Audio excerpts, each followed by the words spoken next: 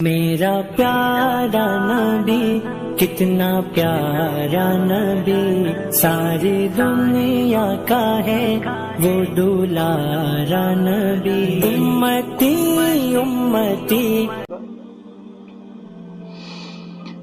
تو اب یہ حضرات اندر ہیں، ابو بکر صدیق رضی اللہ تعالیٰ عنہ پریشان ہو جاتے ہیں، اپنے لیے پریشان نہیں ہو رہے ہیں کہ مجھے تکلیف پہنچے گی۔ لا تحزن ان اللہ معنا، اس سے کیا معلوم ہو رہا ہے؟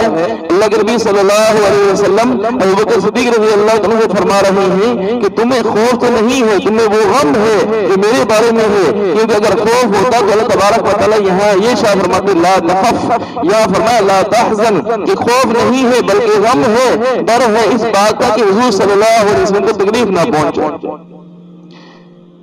تو آپ صلی اللہ علیہ وسلم شاہ فرمائے لا تحزن ان اللہ معنا، اللہ تبارک و تعالی ہمارے ساتھ ہے۔ امت محمدیہ کی محبت کو دیکھیے، حضور صلی اللہ علیہ وسلم سے ابو بکر صدیق رضی اللہ تعالیٰ عنہ حضور صلی اللہ علیہ وسلم کے ساتھی صحابی، ان کی محبت کو دیکھیں اور اس سے پہلے انبیاء کے ساتھیوں کی محبت کو دیکھیں تو آدمی کو معلوم ہوتا ہے کہ کتنا بڑا فرق ہے۔ حضرت موسیٰ علیہ السلام کے ساتھی کیا کہہ رہے تھے حضرت موسیٰ علیہ السلام سے؟ اِنَّا لَمُدْرَكُونَ، آج تو ہم پکڑے گئے ہیں، یعنی گویا کہ وہی کہنا چاہتے تھے اے موسیٰ تیری وجہ سے آج ہم پھنس گئے ہیں۔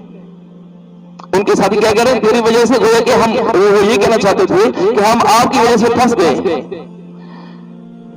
تو موسیٰ علیہ السلام فرما رہے ہیں کہ ان ربی سیہدین، میرا رب میرے ساتھ ہے، انقریب مجھے صحیح رستہ دکھا دے گا، یعنی مجھے بچا لے گا، ایسی بات نہیں۔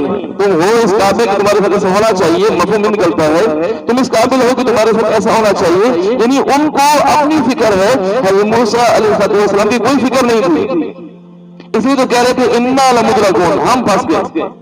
اور یہاں اللہ تبارک و تعالیٰ ارشاد فرما رہے ہیں حضرت بکر صدیق رضی اللہ تعالیٰ عنہ کے بارے میں لا تحزن، آپ کے دل میں جو حضرت بکر صدیق رضی اللہ تعالیٰ عنہ، آپ کے دل میں جو حضور صلی اللہ علیہ وسلم کے بارے میں غم ہے وہ تکلیف نہ پہنچ جائے، آپ پریشان نہ ہو۔ ان اللہ معنا، اللہ تبارک و تعالیٰ حضور صلی اللہ علیہ وسلم کے ساتھ ہیں، آپ کے ساتھ بھی اللہ تبارک و تعالیٰ آپ کی حفاظت فرمائے، اور اللہ تبارک و تعالیٰ نے حفاظت کی۔